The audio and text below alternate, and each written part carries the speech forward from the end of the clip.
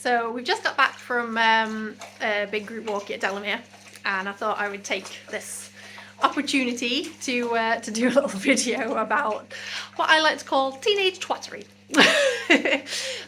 So on the walk, Zuko, who is from Bella's litter about 18 months ago, yes, Kira's half brother, decided he was going to be a bit of a dick.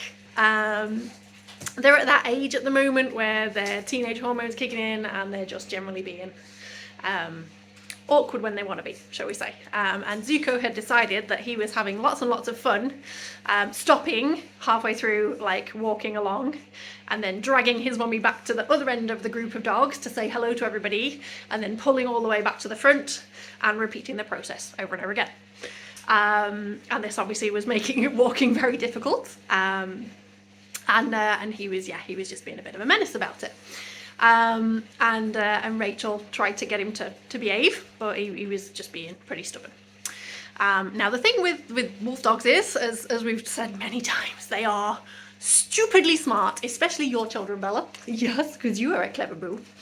And when they have it in their head that they want to do something, and it's a behaviour that's rewarding for themselves to do, they will do it, and they will find a way to do it, and they will make it awkward for you if you don't let them do it.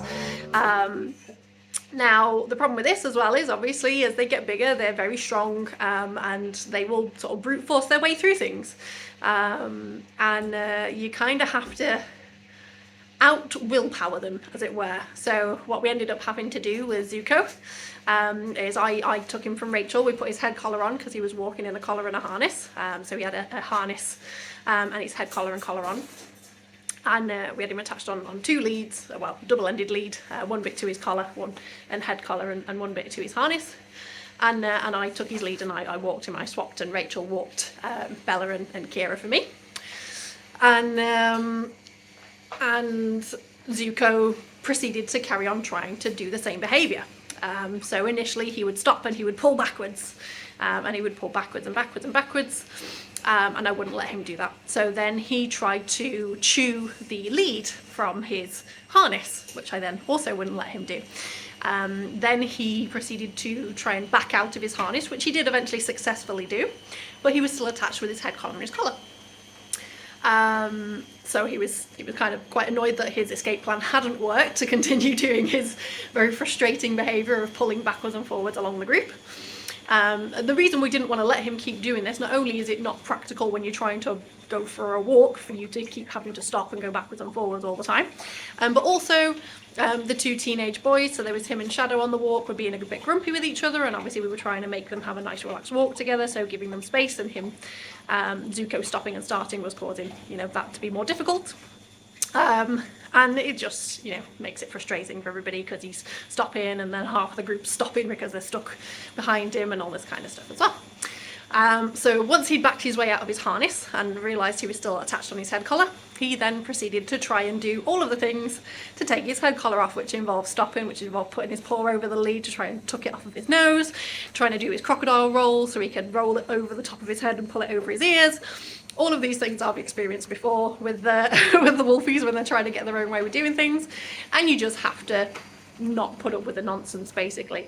So I just held his lead short. I made him lift his head up so he couldn't keep putting it down and trying to get it under his feet. I would just unhook his paw from the lead so he couldn't pull it down, and just make him keep walking. And eventually he got the idea and he stopped doing it. And he'd have, every now and then he'd have a little try again, but each time he tried that behaviour and realised he wasn't getting what he wanted, he stopped quicker and quicker each time. And it's just getting them to realise that those naughty behaviours, as it were, those behaviours that they're trying to do to get their own way, aren't going to work.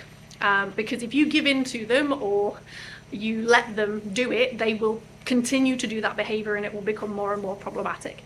And it can look quite harsh from the outside. I was literally not letting him stop to mess about. Like, I knew what he was doing. He didn't need the toilet. He didn't want to wee. He was just stopping to mess around, because that's what he wanted to do. He wanted to go back and see everybody, and he wanted to, cause issues. So I stopped him from being able to do that.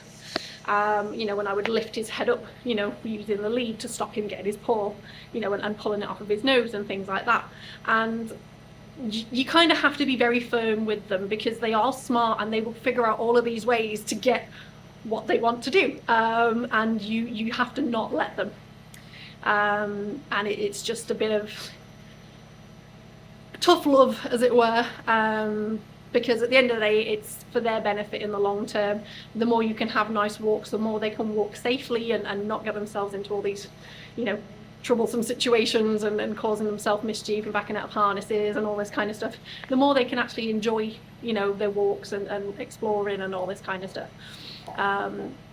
So sometimes it is a bit of tough love, unfortunately, but you have to push through it.